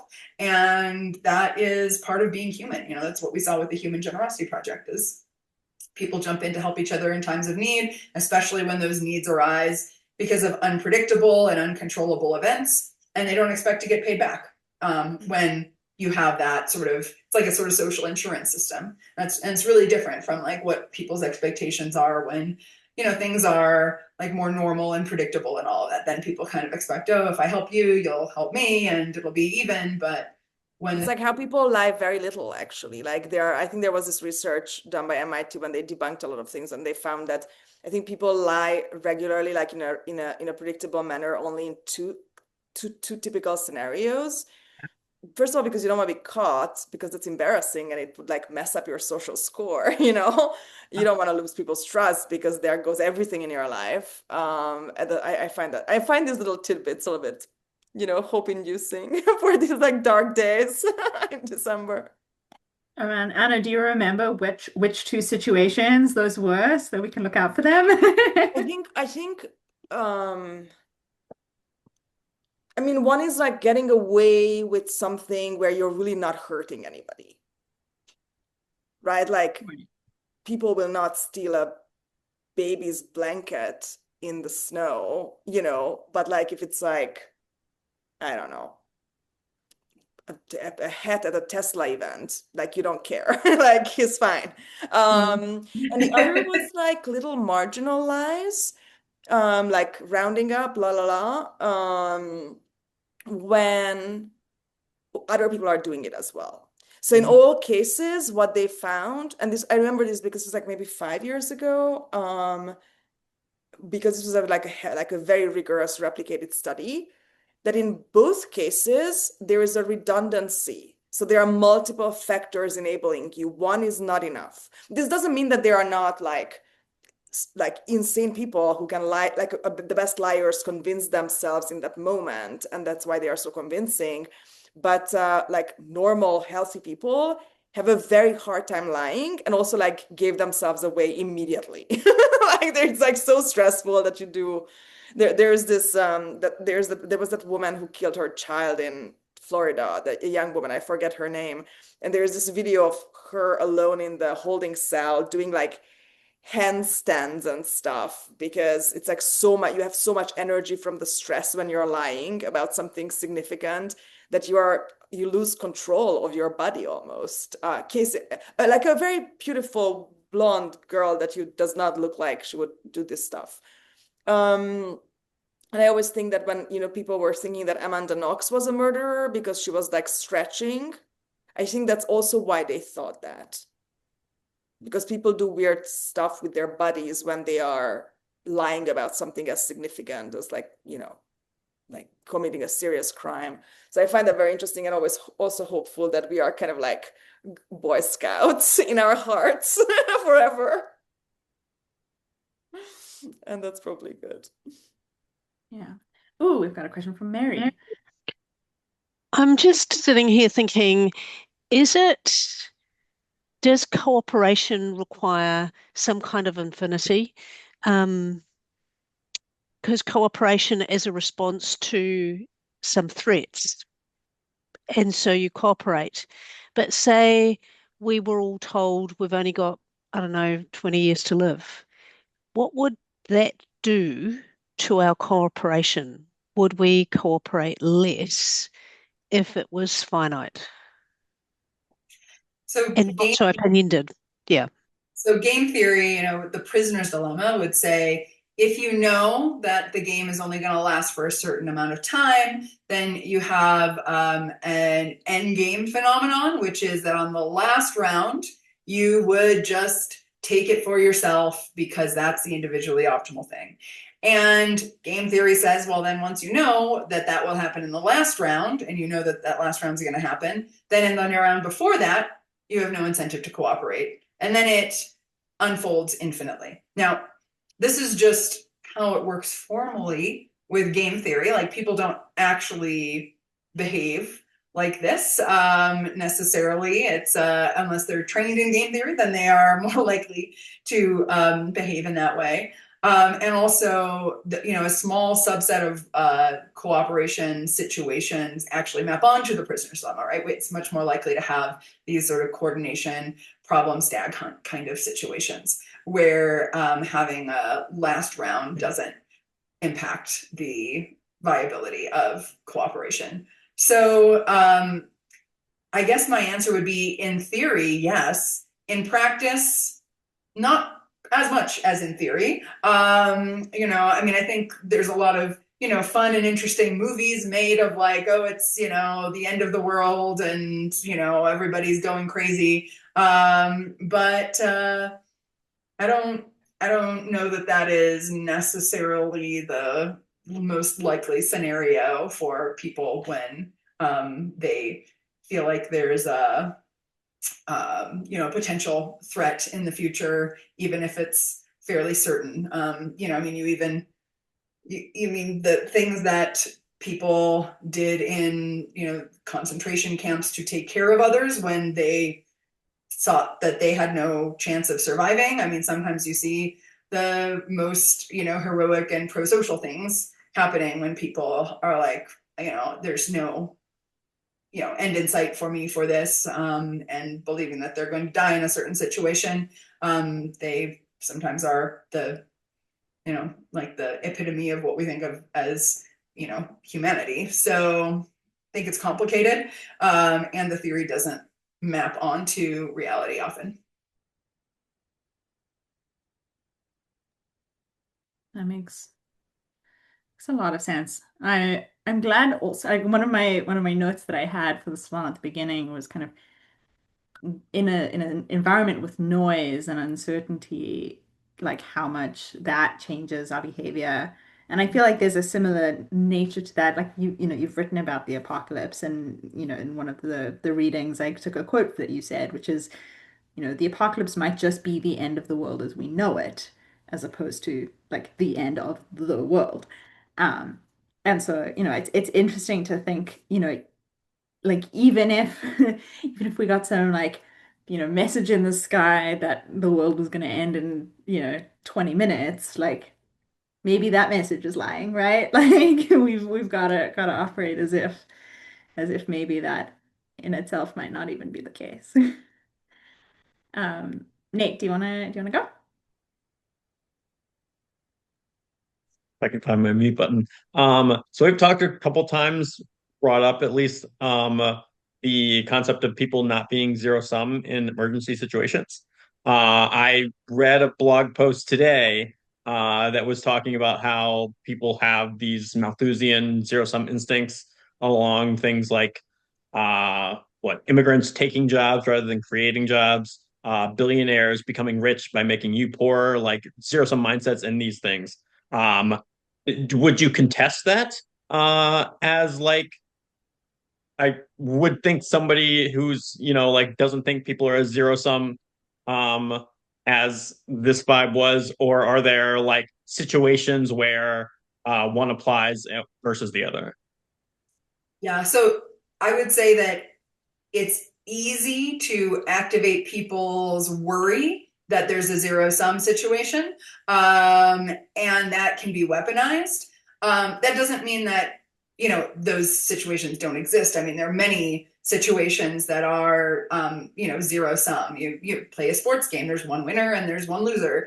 In war, usually it's zero sum and actually negative sum, right? Because you have a lot of just dead loss. And one of the things that can happen when you do have a zero-sum situation is if you have conflict, it can actually very quickly turn into a much worse than zero-sum situation, because both sides are then willing to invest in trying to win, which creates a huge amount of wasted resources. You could think of it that way. So certainly there are zero-sum situations. And there are situations that are, heavily negative sum, especially when you have escalating conflict. Oftentimes, whether the situation is zero sum or positive sum depends on what you believe, right? So if, I think you're my enemy and you think you're my enemy, and then we have a zero-sum situation and one of us has to win, because if we let the other one survive, then we're screwed. But if we think, oh, well, actually we could work together on something, or we could, negotiate boundaries that allow us to, coexist and respect each other, then you actually change the nature of the game. Because our expectations about what we think others will do or how we think others perceive us can actually shape what kind of game we're in. So would you say that's mostly framing rhetorical setup of this is a situation where we're against each other versus this is a situation where we're working together, kind of shapes the way that I guess the way people perceive whether or not something's a zero-sum game? I think that that's a huge part of it. Obviously, there's also intrinsic features of situations that, can make a situation more zero-sum or less. So if, there's a pie in front of us and we have to, figure out how to split it, that is a situation that is a zero-sum situation, right? With there's just a fixed amount of resources and we have to figure out how we're going to share that. But of course, that could very quickly turn into a negative sum situation. If we're fighting over the pie and we destroy it because we're fighting over it, then, then actually there's there would have been a benefit for us to cooperate in terms of how we were dealing with the zero-sum situation, instead of having escalated conflict that destroys value that is otherwise on the table. I read in one of the reading things, sorry if I'm monopolizing things, someone can shut me up, but one of the reading things that's in emergency situations, apocalyptic or whatever, it ends up being it doesn't end up being a zero-sum contest. Is there something about that situation that triggers the cooperative positive sum mindset? Your answer here feels like it's, it depends, which sure. But the vibe that I got from the interview that I read was much more like people are not zero sum. And so I'm curious what, yeah, go ahead. In emergency situations, disasters, people jump in to just a helping mode and not sort of seeing resources as zero sum, even if they are. It's more of a okay, well, what do we have right now? Who needs what? And people are just in this sort of general helping mode. And we think that a lot of that has to do with this sort of social insurance kind of function that seems to be sort of built into how we act as humans, where when we deal with things that are unpredictable and uncontrollable, we sort of switch out of an account keeping mindset and more into this need-based helping kind of mindset. We saw it, in all of these societies among Maasai, among the Hadza, among Fijian fisher horticulturalists. We see it in Arizona and New Mexico among ranchers, and even in online studies with, urban living Westerners. You see that when it comes to dealing with problems that arise that are unpredictable and uncontrollable, people will help each other without expecting to get paid back.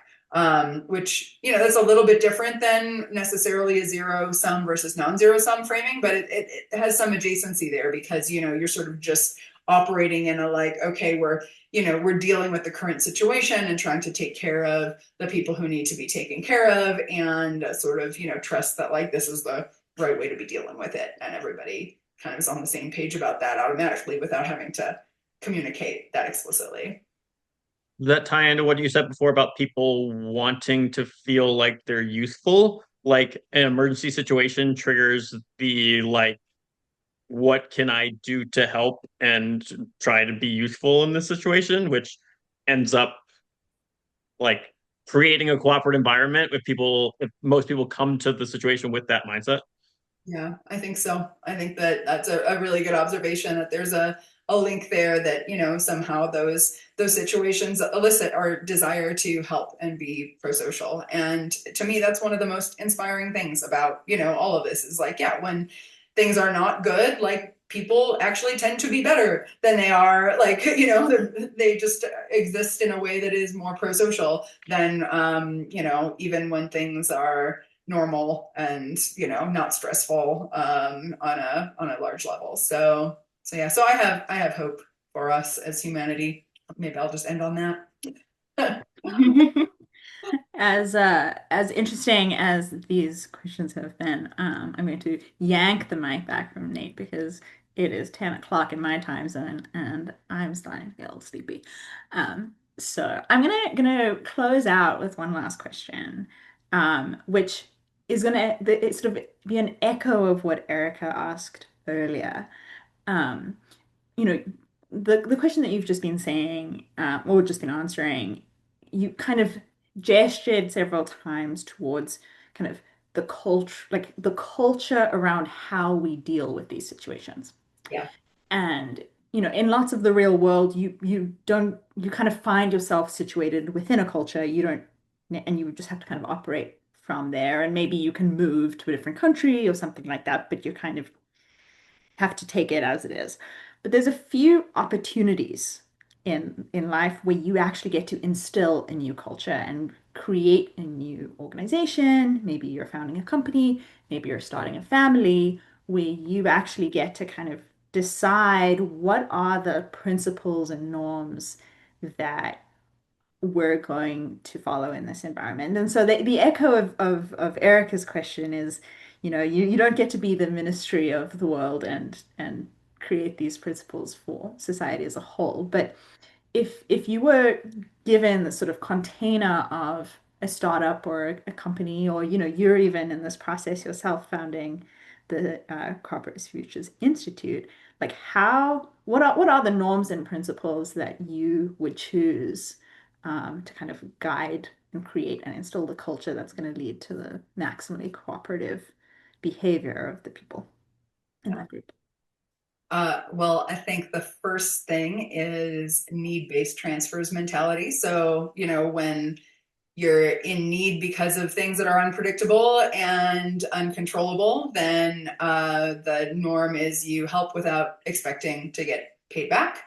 And you could think of that in terms of resources within an organization. You can think of it in terms of information flow. I think that's an important principle. I think the, maintaining autonomy, the sort of like walk away idea that, you can choose which sub projects you want to be a part of and where you want to put your energy and investment, and that it's okay if not all things, move forward equally quickly, or even, if some things don't move forward at all, or some things stagnate because that not the right people are on the project. Like, I think that, you need to have this sort of tolerance for things that arise, but it may not be the right moment or the right coordination, etc. So you could have, some sort of selection process that happens just organically among, groups in these different configurations of individuals who are working together. Positive assortment, I think, is huge, that emerges organically. So, having cooperators working with other cooperators, but also being very proactive about the coordination piece, because sometimes, people could be as cooperative, they could be maxed out on cooperation, but they may not be the right fit, or they may not actually be able to effectively work together because of some other issues. So, it's not always like a failure of cooperation that leads things to not work. So in terms of like the way that humans interact, I think that's really important. But then, I think our design with technology is just as important for the world that we're living in now. And, thinking about, well, how do we design technologies that are able to help us be our best selves? And I think no matter what, technologies are going to hijack us. And the question is, how do we sort of cultivate technologies that hijack us in the ways that we want to be hijacked, that feel like are good for us, are good for society, and build those intentionally in order to help us become who we want to be as individuals and as members of a complex and interesting and fast-moving society that has like a whole information layer happening while we're all doing our own thing. And I think it's really exciting, the possibilities that are present if we kind of take the reins a little bit in terms of the way that we are interfacing with technology in order to try to leverage that for human benefit and for really cultivating the parts of us that really want to be cooperative, because they're there, but a lot of the ways that we interface with society and economics and politics and all of that, like they don't cultivate that positive side of us.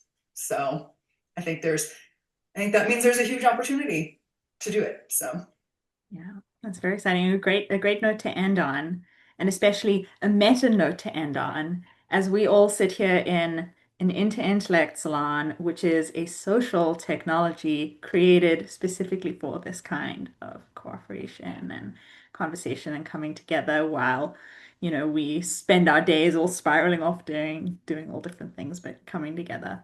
So it's a cooperation salon while we cooperate in this space. So, but thank you. I will mention one more thing. I'm most active now on Substack as opposed to like any of the other platforms, and I'm publishing a lot of stuff about AI and also about like microbes and cooperation. And I really like it on Substack, at least for now. It seems like it's a good place to be. So find me there if you want to chat. I am actually on Substack. My social media manager is on all of the other platforms. So. That's the dream. Like the aristocrats, you're in the country house and let the other people be in the city. Yeah, whatever. This was so much fun, Athena. Welcome back. We love having you. You're amazing. And so, like hopefully in a very scientifically rigorous way. And I think this is just so much what people need right now. Like let's figure out a way to do it because everybody's so ready. Like, let's go. Yeah, I think so. Yeah. Well, thank you again for having me. Taylor, thanks so much for amazing the moderator of all of this and my interviewer. And Anna, thanks for setting this up. And thanks to all of you for all the great questions. This was really fun for me. It's been super fun. Good night, Thank you. Good night, everyone.